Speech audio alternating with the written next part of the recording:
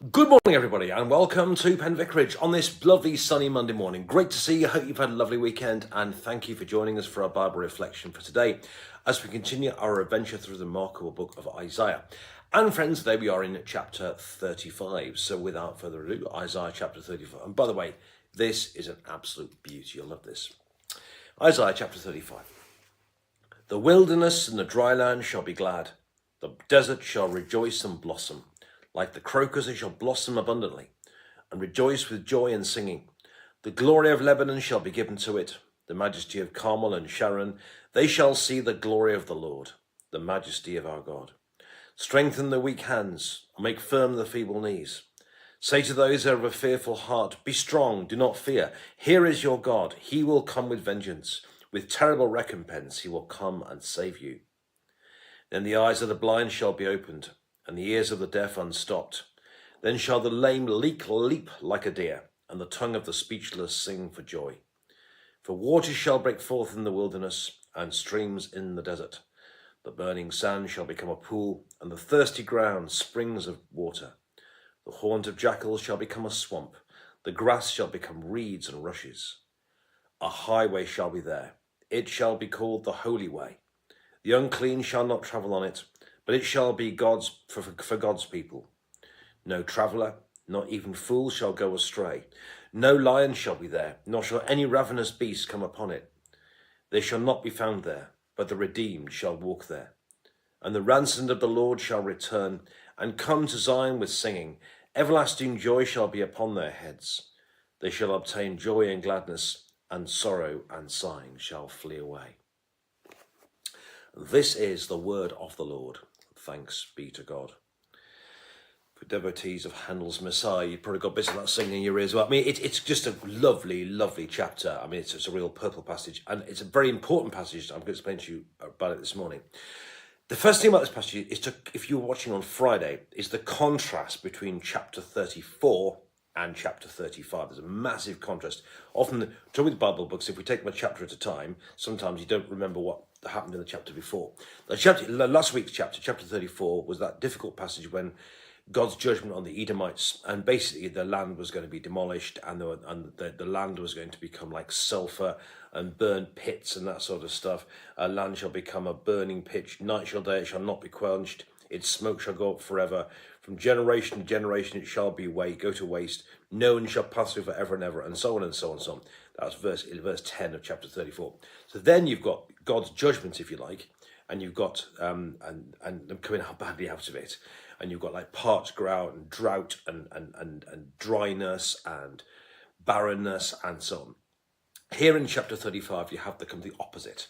You have the wilderness and dry land shall be glad. The desert shall rejoice and blossom.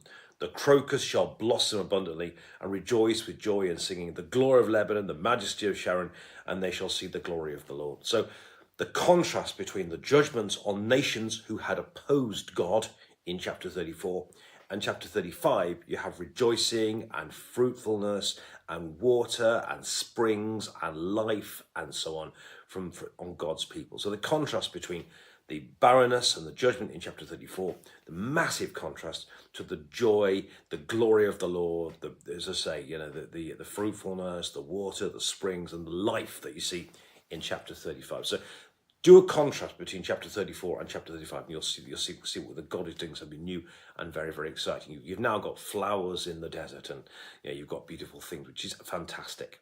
So notice, so here you had the judgment then, and now you have rejoicing, but the contrast between the two chapters.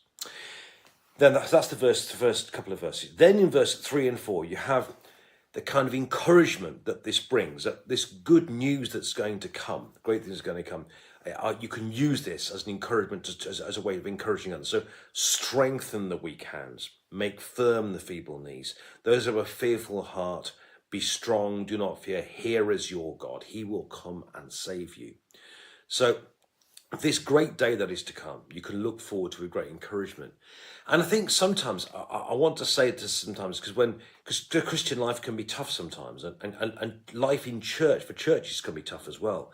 You go for years and years and years, you don't see a lot of growth, and you hear all the bad news stories, the sub stories on the declining in the church numbers, and all that. You hear this sort of stuff all the time, And it's very easy to kind of get down by, we've tried this before and we've done this before and we've had good times in the past, but look at us now, we haven't got as much money as we used to have. And all this, you get all this kind of stuff. Well, interesting enough, St. Bart's and St. Anne's aren't like that at all.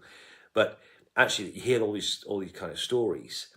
And what he's saying here is great days to come. So strengthen the weak hands, make firm the feeble knees, say to those who have a fearful heart, be strong, do not fear, your God is coming.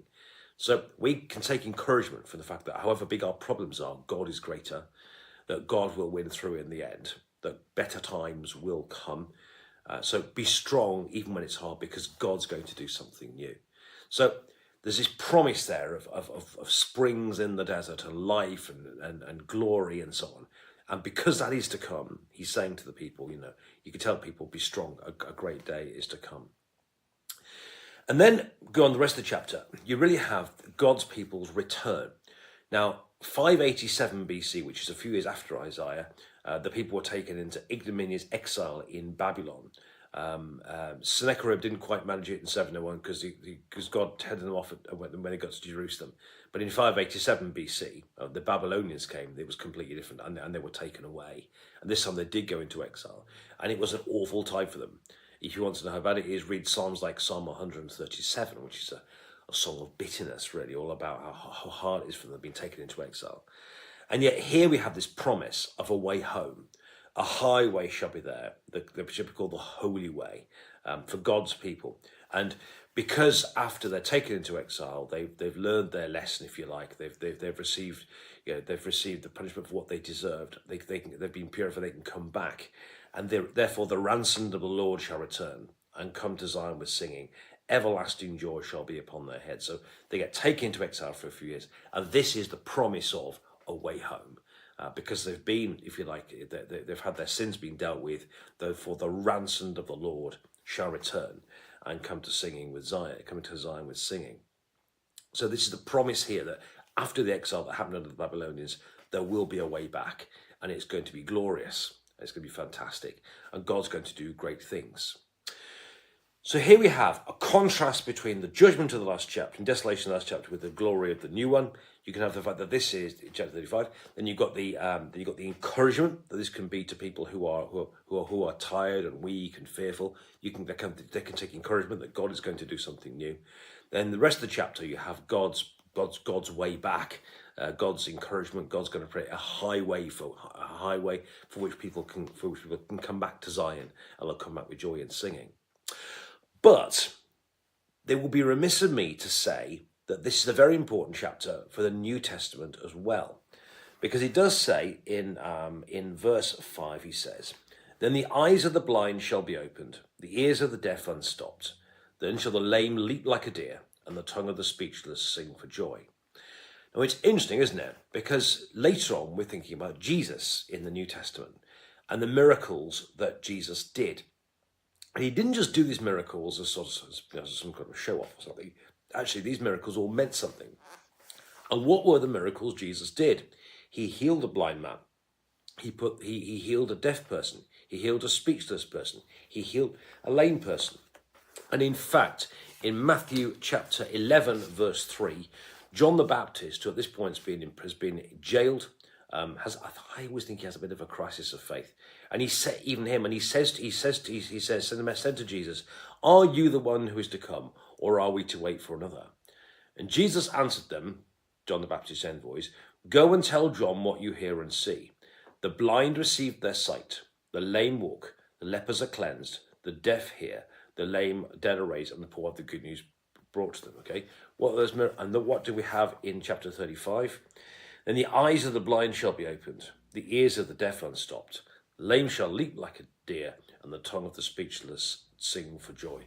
So here you have in the New Testament Jesus, by the miracles he did, showing that he was fulfilling this prophecy, that he was going to create a highway. He is the way, the truth, and the life. He is our way back to God. He's the one who will ransom us. He's the one that gives us joy in our hearts so that we can sing. And he gives us everlasting joy and gladness, and sorrow and sighing shall flee away. So there's a prophecy here of a way back. But by doing the miracles he did, Jesus is showing that he is the way, the truth, and the life. He is this way. and this prophecy in chapter 35, why it's such an important chapter. And always hear about it when you think of the miracles of Jesus later, that Isaiah prophesied it 700 years before. He promised that the eyes of the blind will be opened, the ears of the deaf and stopped, and so on. And it happened, of course, in the ministry of Jesus, because he is God's main man. He is the way. So in this chapter, you have a contrast between the judgment and desolation of the previous chapter with great new things now in chapter 35. You also have the fact this is a massive encouragement to us, and we can take great encouragement for it now. Then you have, of course, the fact that there's a way back, that God's promising a way back from exile back home again.